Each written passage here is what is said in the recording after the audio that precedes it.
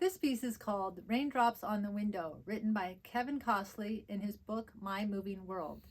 In this piece, students are learning to create hand independence by playing legato with the bass hand and staccato in the treble hand.